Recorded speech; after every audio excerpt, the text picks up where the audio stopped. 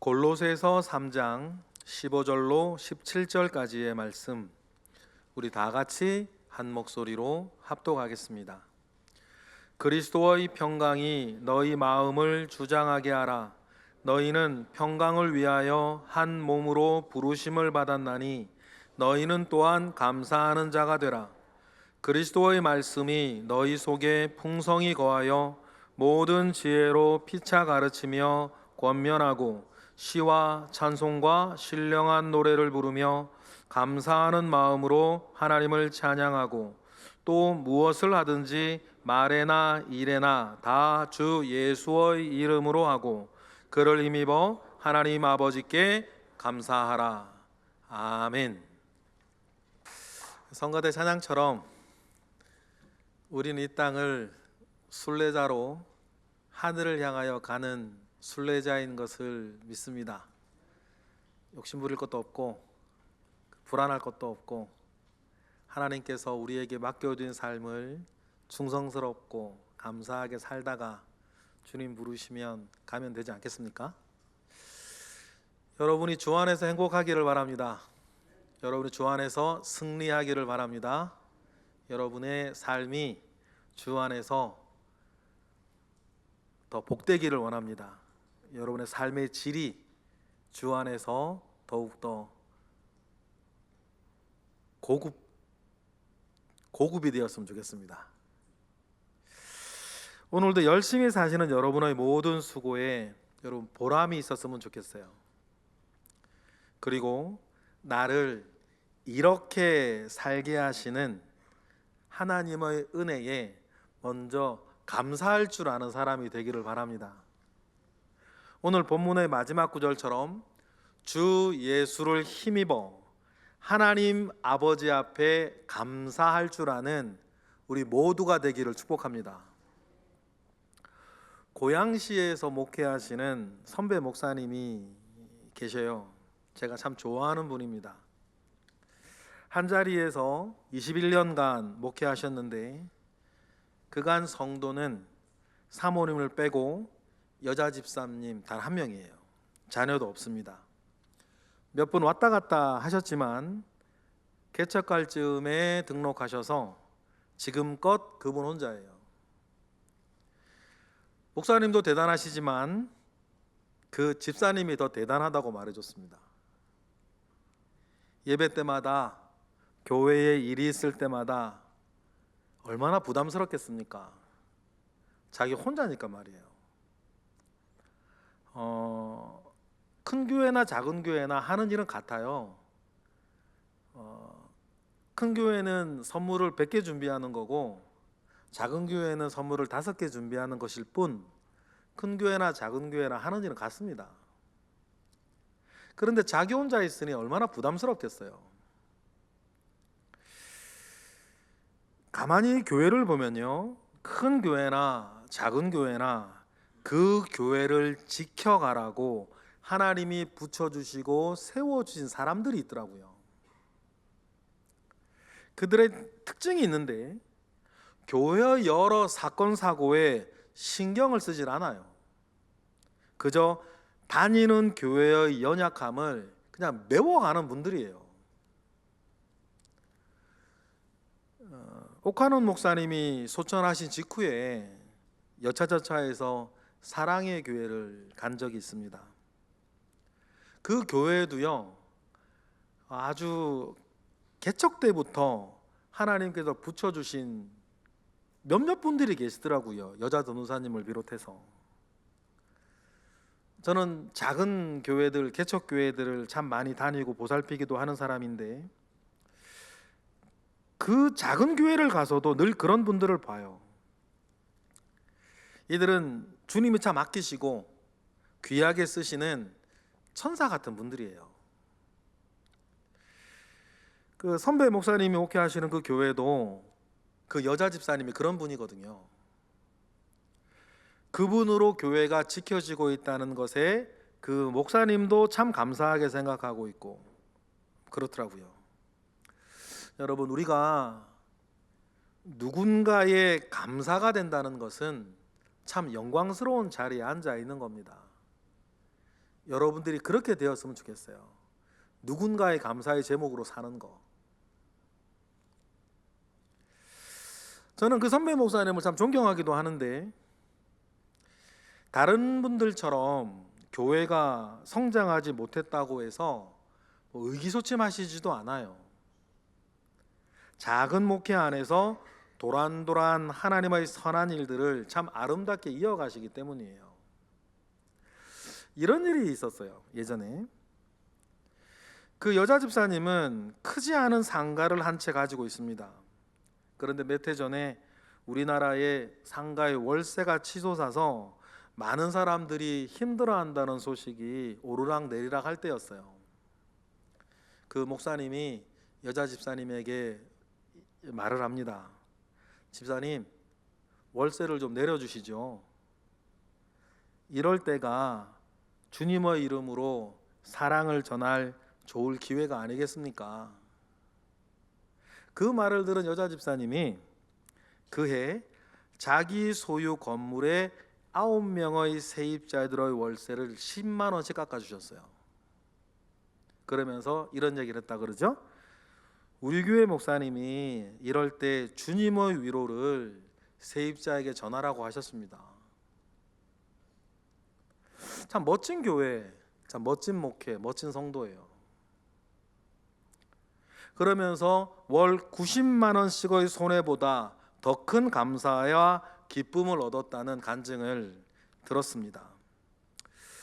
그분하고 식사를 할 자리가 있었는데 여러 사람이 모인 자리에 식사를 하다가 그때 어떻게 하다가 나온 이야기가 국민연금 백날 내봐야 나중에 고갈돼서 받네 못 받네 막 그런 얘기를 막 하고 있었어요.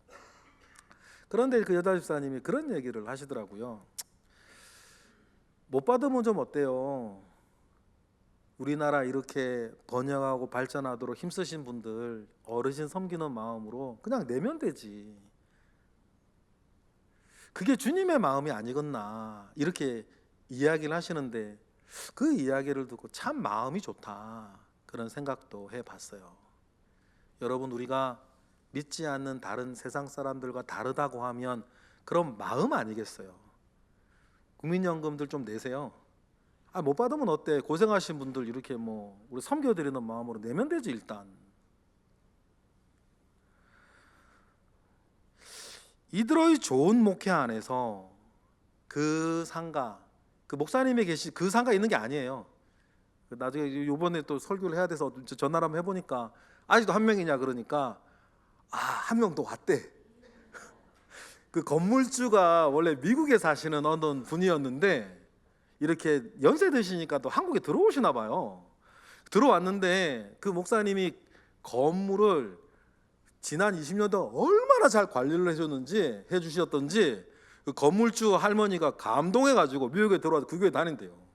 두 명 됐어요. 그 어쨌든 그 목회 안에서 그 상가에는 말 그대로 감사 위에 감사, 은혜 위에 은혜, 우리 주님으로 말미암아. 여러분, 그런 아름다운 일들이 우리들의 삶에 좀 많았으면 좋겠습니다. 성경에서 감사라는 뜻의 대표적인 단어가 유카리스테오라고 하는 단어예요. 이 유카리스테오 이 단어는 복음서와 바울 서신에서 감사하다라고 하는 단어는 몇 가지 단어들이 있는데 이 유카리스테오만 38번 쓰여요. 그래서 감사의 대표적인 단어라는 거죠. 그런데 이 유카리스테오는 약방의 감초처럼 주변의 모든 것들을 이렇게 엮어가는 단어예요. 예를 들어서 감사에 대한 바울의 생각이 가장 잘 나타나는 데살로니가 전서에서도 이 유카리스토가 나오는데 한번 보실래요? 데살로니가 전서 5장 16절 다 같이 시작. 항상 기뻐하라, 쉬지 말고 기도하라, 범사에 감사하라. 이것이 그리스도 예수 안에서 너희를 향한 하나님의 뜻이니라. 이 말씀에는 범사에 감사하라는 말이 항상 기뻐하는 것, 쉬지 않고 기도하는 것과 하나로 묶여 있어요. 이 세 항목들은 따로따로가 아닙니다. 같은 선상에서 함께 놓고 이건 모두가 우리 모든 그리스도인들을 향한 하나님의 뜻이라고 말을 해요. 강조하는 거죠. 여러분, 그렇습니다. 감사와 기도와 기쁨은 서로 다른 것이 아니라 하나예요. 감사와 기도와 기쁨은 그리스도인의 삶을 아우르는 특징이거든요. 감사와 기쁨과 기도는 하나의 덩어리가 되어서 여러분에게 능력이 됩니다. 모든 것을 이기게 하는 능력이 돼요. 그리고 감사와 기쁨과 기도는 내가 지금 하나님과 함께 있다라고 하는 표식, 증거예요. 그래, 여러분 보세요. 지금 하나님과 함께 하고 계십니까? 정말 그러시죠? 감사와 기쁨과 기도는 내가 지금 하나님과 함께하고 있는지 아니면 함께하지 못하고 있는지를 알게 하는 표식이에요. 그럼 지난주에 보세요. 함께 하셨나요? 집에서 함께 하셨어요? 부부 사이에 함께 하셨나요? 어떤 일들 속에서도 하나님과 함께 하셨어요? 감사와 기쁨과 기도가 여러분의 능력이 되고 있기를 바랍니다. 그러면 어떻게 감사와 기쁨과 기도가 우리에게 능력이 될까요? 한마디로 주 안에서 모든 시간, 모든 사건을 우리 주 예수 앞에 두는 것입니다. 그래서 바울은 감사, 기쁨, 기도를 이야기할 때 언제나 그 앞에 조건 하나를 붙여요. 확인해 볼까요? 우리 빌립보서 4장 4절 다 같이 시작. 주 안에서 항상 기뻐하라. 내가 다시 말하노니 기뻐하라. 이어지는 말씀 또 내가 주 안에서 크게 기뻐함은 너희가 나를 생각하던 것이 다시 싹이 남이니. 주 안에 있으니 하나님 아버지 앞에 있겠죠. 우리 데살로니가 전서 다 같이 시작. 우리가 우리 하나님 앞에서 너희로 말미암아 모든 기쁨으로 기뻐하니 너희를 위하여 능히 어떠한 감사로 하나님께 보답할까 나는 생각한다. 여러분, 기도하는 사람은 반드시 감사하게 되고 감사하는 사람은 자연히 기뻐하는 사람이 됩니다.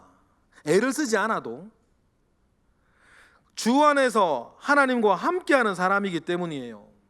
감사나 기쁨과 기도가 하나님 뜻 안에서 연결되어서 우리의 삶을 일으키는 우리의 삶의 양식이기 때문이에요.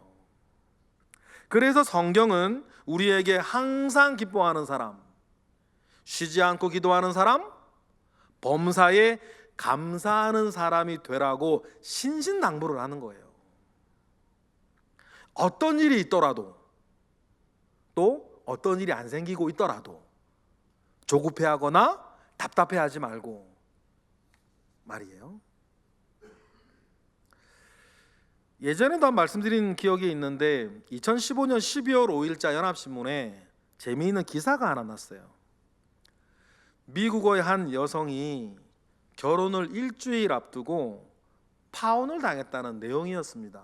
이게 왜 재밌냐, 근데 남의 일이라 재밌는 게 아니고 결혼 날짜를 잡고 웨딩드레스까지 맞췄는데 약혼자가 너랑 결혼하고 싶지 않아 문자 한 통 남기고 파혼을 선언하고 떠나버린 거예요. 예비 신부가 받은 배신감과 충격을 여러분 우리가 상상할 수 있겠습니까? 한 여인으로서의 분노와 수치 이로 말할 수가 없었을 거예요. 문자를 받고 정신이 멍해졌대요. 그런데 친구들의 도움으로 결혼 취소 연락을 겨우겨우 할 수 있었답니다. 파혼당한 예비 신부 이 카일락 씨가 그 다음에 어떻게 했을까요? 곧바로 마라톤 참가 신청을 했대요.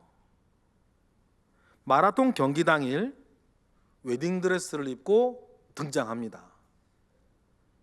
결혼식 들러리를 서기로 했던 친구들도 들러리 드레스를 입고 함께 와요. 그리고 함께 달립니다. 웨딩드레스 입고. 저희 동영상도 봤어요. 단축 마라톤 코스를 완주하고 무대에 올라 춤을 추고 노래를 부르고 신부는 친구들에게 함께해 주어서 고맙다고 감사하고 친구들은 그 신부에게 잘 이겨주어서 고맙다고 감사하고 참 건강한 여성이란 생각했어요. 그녀의 건강미는 언제나 감사할 수 있다는 긍정적인 그 성품에서 나오는 것 아니겠습니까? 이런 딸 여러분들 두고 계시다면 부모님이 무슨 걱정이 있겠어? 뭐가 걱정이야? 이런 딸이라면. 성경이 말하는 감사는 좋은 일이 생겨서 기뻐하는 것도 아니고 자신의 아름다운 성품을 보여주는 정도도 아닙니다. 성경이 말하는 감사는 뭐냐면 감사가 생활화된 사람을 말해요. 어떤 일이건 자동적으로 감사를 발견하는 사람, 그래서 감사가 절로 나오는 사람, 성경이 말하는 감사는 그런 걸 말해요. 좋은 일이 있을 때 감사하는 일을 넘어서서 어떤 일에서건 감사가 저절로 나오는 사람이 되기를 원해요. 왜냐하면 예수님이 그러셨거든요.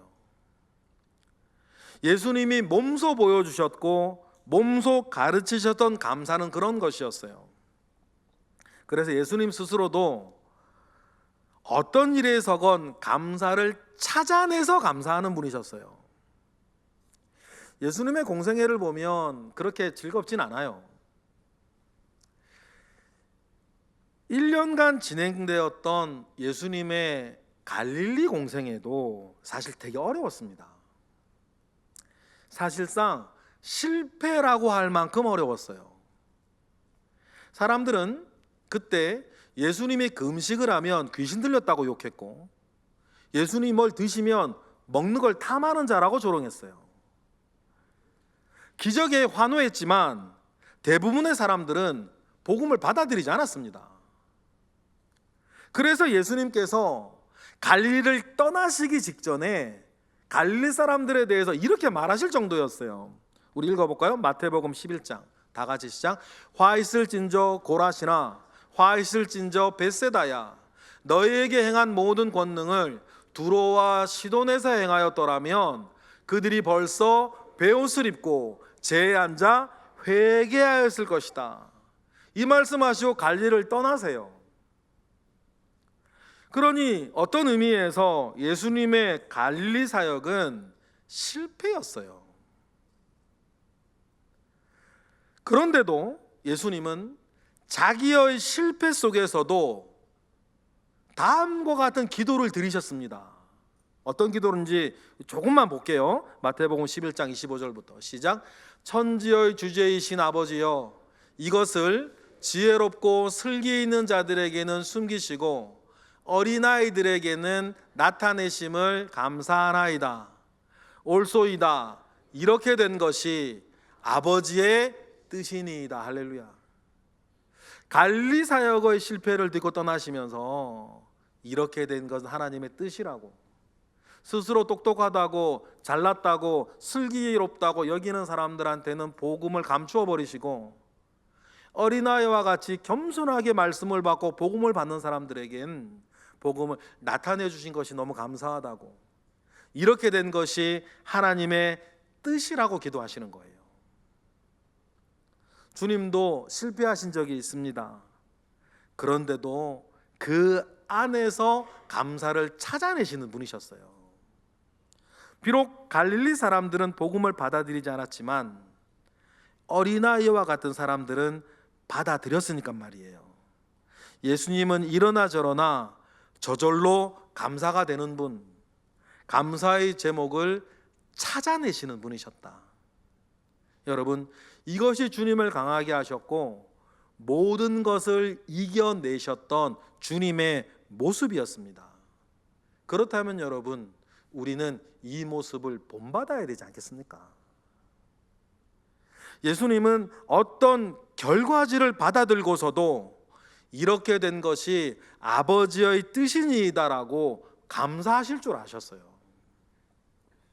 그러니 우리 예수님의 삶을 한마디로 줄이면 늘 감사였어요. 감사로 시작해요. 오병이어 사건 때도 5천 명이 넘는 군중 앞에 보잘것없는 도시락 하나 들고도 감사하셨죠. 나사로의 시신 앞에서도 먼저 감사하셨어요. 배신자 가룟 유다가 곧 있으면 병조들을 데리고 자기를 잡아가고 그리고 십자가에 달리실 것인데도 그때도 먼저 감사부터 하셨어요. 이처럼 예수님은 늘 감사를 찾아내셨고 감사하셨습니다. 감사를 선택하셨고 늘 감사를 결정하셨어요. 우리 주님은 언제 어디서 무슨 일을 만나도 감사하는 분이셨어요. 여러분, 그렇다면 우리는 이런 주님을 따라야 하지 않겠습니까? 우리 주님은 자기 주변의 사람들에게도 감사하는 마음을 그들이 가지는 것을 매우 중요하게 생각하셨어요. 가장 유명한 예로 이거 있죠. 예수님께서 길을 가시다가 10명의 문둥병자를 만납니다. 그리고 10명의 문둥병자는 길을 가던 중에 자기들의 병이 나았다는 것을 알아요. 인생을 송두리째 회복시킬 기적을 만난 것입니다. 그런데 그 중에 예수님을 찾아와서 감사했던 사람은 한 명뿐이었어요. 그가 엎드려 감사했을 때 주님이 하신 말씀이 다음과 같습니다. 읽어보실까요?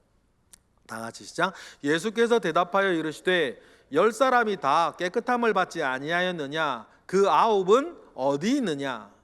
이 이방인 외에는 하나님께 영광을 돌리러 돌아온 자가 없느냐 하시고, 예수님께서 이렇게 서운해하신 이유는 감사를 믿음만큼이나 중요하게 생각하셨기 때문입니다.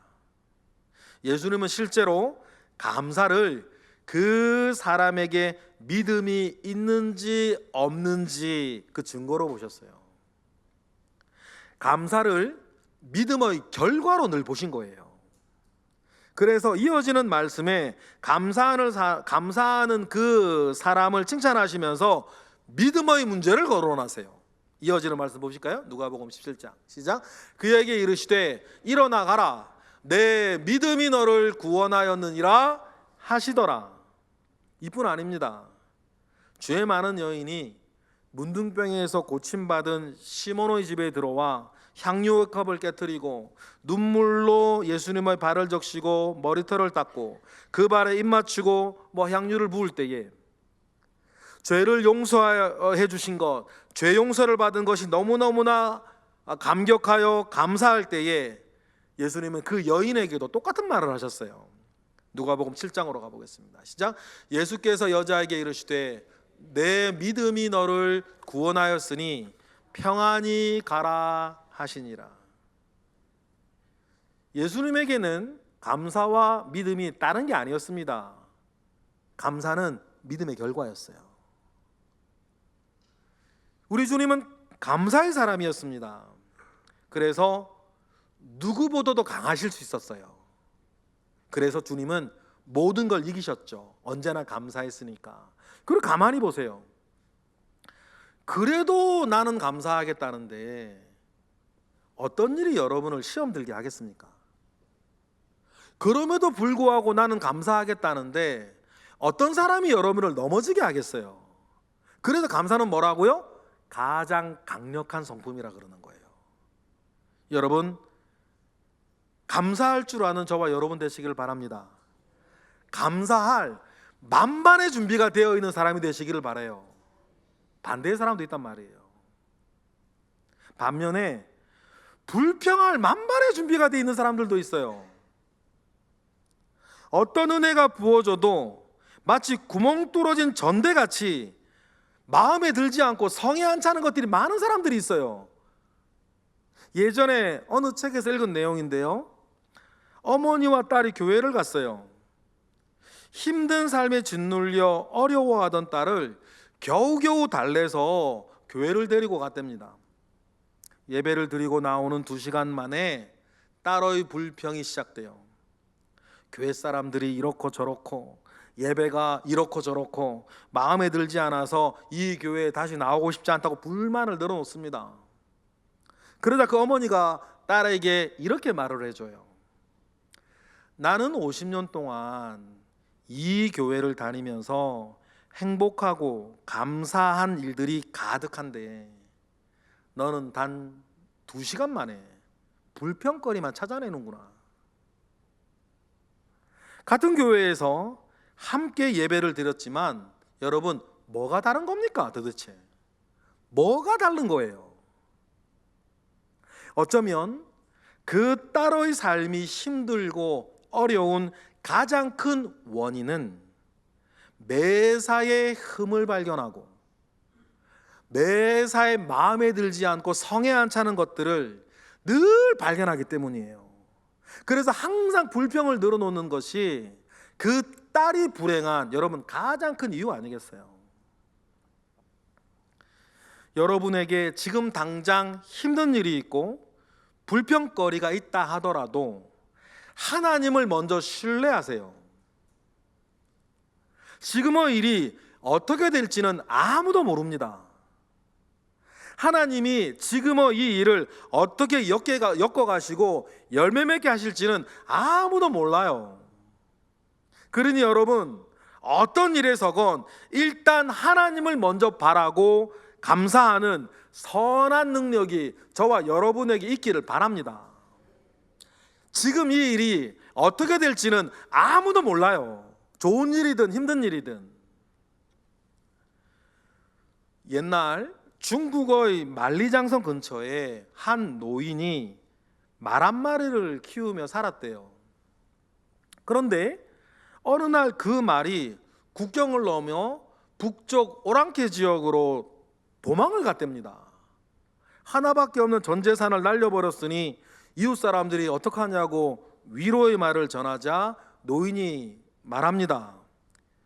이 일이 복이 될지 누가 압니까?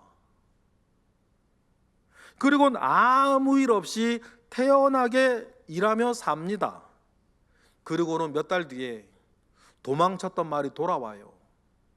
그리고 어디서 장가를 들었는지 암말 하나를 데려오는 거예요. 그러자 이번엔 이웃 주민들이 아우 잘 됐다고, 어르신 말씀 그대로 복이 되었다고 막 기뻐합니다. 그러자 노인이 또 말하죠. 이 일이 화가 될지 누가 압니까? 그리고 태연하게 자기 일을 또 하며 사는 거예요. 며칠 후 노인의 아들이 새로운 암말 타고 가다가 떨어져가지고 다리가 부러집니다. 마을 사람들이 또 노인에게 와가지고 아이고 어떡하냐고, 하나밖에 없는 아들 다리 부러져가지고 큰일 났네요. 그러니까 노인이 뭐라 그런지 아시겠죠? 이 일이 복이 될지 누가 또 압니까? 그리고 태연하게도 살더래요. 얼마 지나지 않아 북방의 오랑캐가 쳐들어와서 그 나라에 전쟁이 벌어집니다. 짐승령이 내려지고 젊은이들이 다 전쟁터에 나가게 되는데 노인의 아들은 면제, 다리가 부러졌으니까. 그래서 나온 유명한 고사성어 있죠. 인생사 세옹지마. 이 일이 어떻게 될지 어떻게 바뀔지는 아무도 모른다는 뜻입니다. 그러니 여러분, 지금 슬프거나 지금 힘들거나 마음에 안 들거나 그래도 여러분 불평할 것 없어요. 반대로 지금 일이 잘 되거나 잘 나가도 뭐 잘난 척할 필요도 없습니다.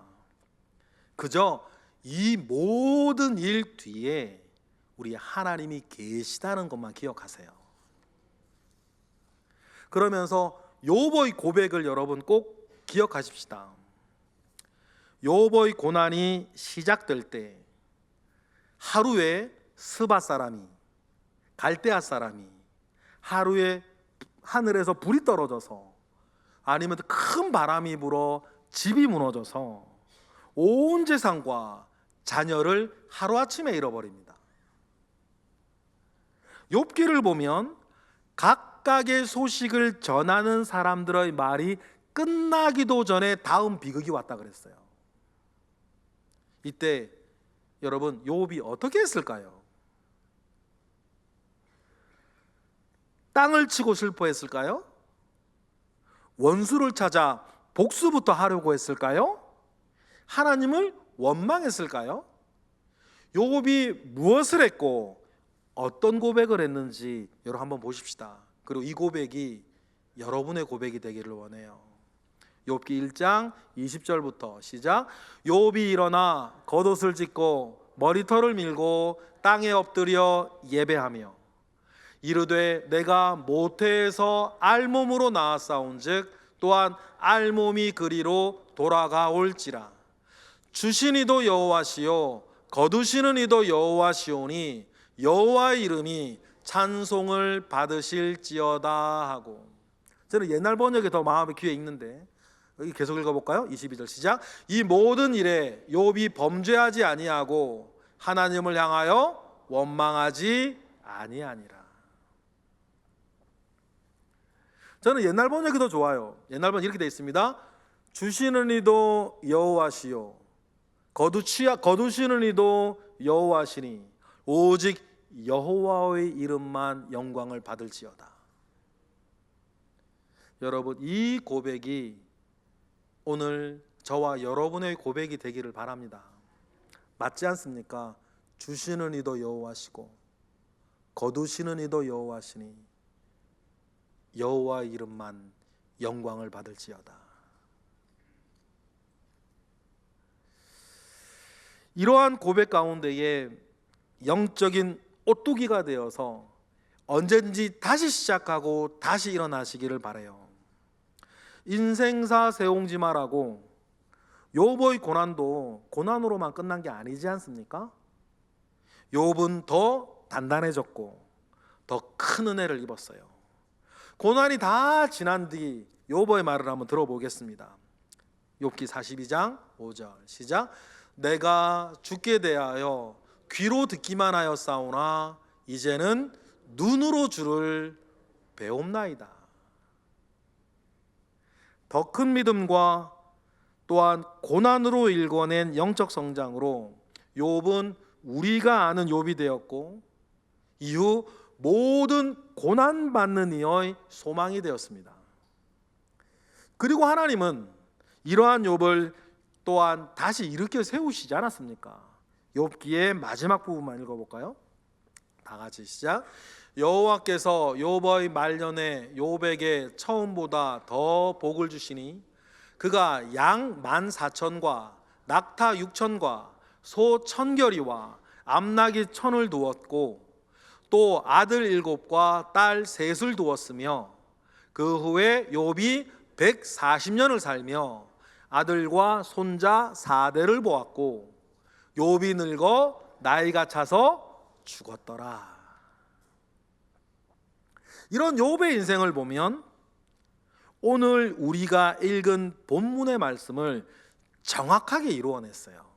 오늘 본문 욥 생각하고 지난 모든 말씀 생각하고 여러 번 생각하시면서 오늘 우리가 읽은 본문의 첫 절을 읽어보실까요?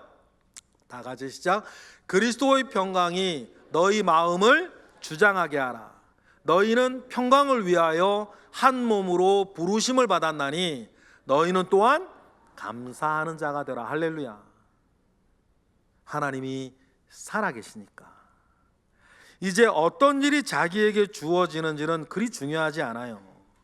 그 모든 일 속에서도 그리스도의 평강이 나를 주장하고 있느냐가 중요한 거예요. 여러분, 이 시간 그 은혜 받으세요. 지금 당장의 일이 어떻게 될지는 아무도 모릅니다. 좋은 일이라고 다 좋은 일이 아니고 안 좋은 일이라고 다 안 좋은 일이 아니었던 것을 여러분 과거를 돌아보면 다 아셔요. 그러니 중요한 것은 그런 일에 개의치 아니하고 그리스도의 평강 가운데에 여러분이 거하는 은혜를, 거할 줄 아는 은혜를 이 시간 받으시는 거예요. 하나님으로부터. 그리고는 우리의 일, 여전히 말씀의 가르침 가운데에 나 자신과 주변을 돌아보는 것입니다. 16절 다 같이 시작. 그리스도의 말씀이 너희 속에 풍성히 거하여 모든 지혜로 피차 가르치며 권면하고 시와 찬송과 신령한 노래를 부르며 감사하는 마음으로 하나님을 찬양하며 하루하루를 그냥 사는 거. 이 일 또한 이루시기를 바라요. 이것이 능력이 될 겁니다. 이 능력의 결과 다음의 말씀도 이루실 거예요. 예수를 힘입어 하나님께 언제나 어디서나 무슨 일로든지 감사한 사람이 되는 것입니다. 마지막 절 읽어볼까요? 시작. 또 무엇을 하든지 말에나 일에나 다 주 예수의 이름으로 하고 그를 힘입어 하나님 아버지께 감사하는 사람, 감사할 줄 아는 사람, 그 사람이 되시길 바랍니다. 하나님은 살아계십니다. 여러분의 모든 것을 지금 다스리고 계세요. 이것이 우리의 변하지 않는 믿음입니다. 그 하나님 바라보고 그 하나님 기대하고 하나님 우리 아버지를 붙잡아 늘 감사하고 감사하기에 기뻐하고 또 기쁨 가운데 기도하며 살아가는 우리 모두가 되길 주님의 이름으로 축복합니다. 기도하겠습니다. 할렐루야. 하나님 감사와 영광을 올려드립니다. 그리스도인의 삶에도 우리가 받을 은혜에 대한 말씀을 나누었습니다. 이 시간 이 자리에 있는 모든 예배자 한 사람 한 사람에게 은혜 내려주시고 우리 하나님 아버지 앞에서 감사하며 평화를 누리는 우리 모두가 되게 하시옵소서.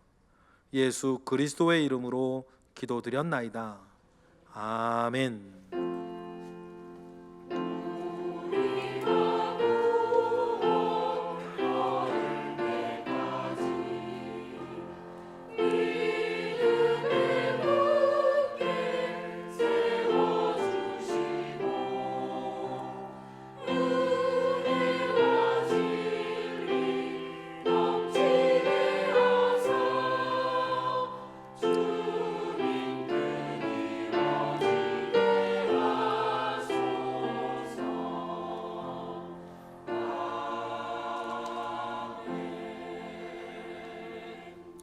아멘. 봉헌 찬송 428장 찬양 올려드리겠습니다.